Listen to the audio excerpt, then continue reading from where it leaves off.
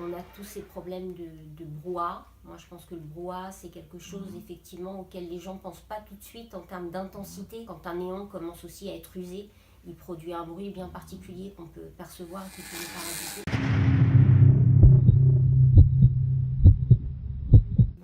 La chaleur, je ne ressentais pas les brûlures. C'est-à-dire que je ne ressens pas la brûlure comme quelque chose de douloureux. Aller acheter une baguette de pain à la boulangerie, pour moi, c'est une réflexion de plusieurs heures. Tous ces gestes de la vie quotidienne, ils nous prennent une énergie énorme.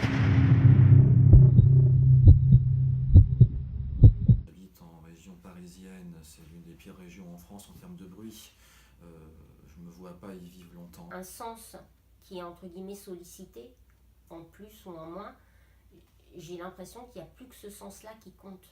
Donc lorsque je peux, je m'enfuis à la campagne le plus longtemps possible, le plus souvent possible, au calme. Je ne ressens plus du tout mes autres sensations corporelles. C'est comme si j'étais plus qu'un nez ou plus qu'une oreille. Ou... Ça prend toute la place. Ça m'envahit complètement, que ça soit pour me procurer du plaisir ou au contraire du désagrément, voire de la souffrance. Il y a une différence entre j'aime pas le rouge et le rouge me fait mal. Aller acheter une baguette de pain, ne pas savoir anticiper la réaction de la personne, ça me stresse, mais même davantage que... En regardant la couleur, ça me fait comme des aiguilles qu'on m'enfonce dans les yeux. Que de collègues qui fait un accident, quoi. J'avais l'impression, alors je ne l'ai pas dit comme ça, mais que ma dent me grattait.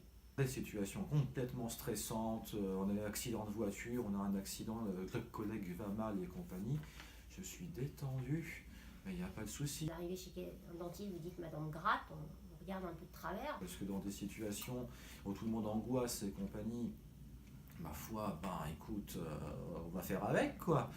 On fera avec quoi qu'il arrive. Tout de suite, elle m'a montré, elle m'a dit, mais vous voyez le petit point rose que vous avez là au fond sur la dent? Je fais oui, c'est votre nerf.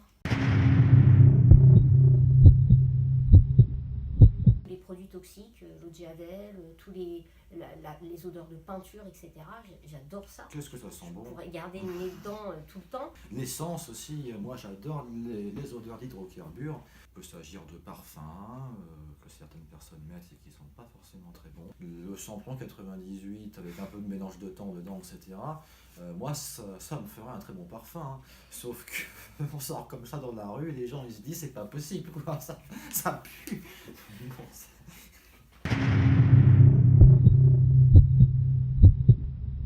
Après en France, je veux dire, on est des boulets, quoi. Concrètement, il faut dire les choses comme elles sont. C'est très bien qu'il y a un retard qui est énorme. 50 ans de retard minimum. On se rend compte que c'est quelque chose qui est là depuis toujours. L'autisme est là depuis toujours, les perceptions sont là depuis toujours aussi. On a une sensation qui peut sembler un peu étrange. On ne disait pas par exemple hyperactif, on allait dire turbulent ou intenable.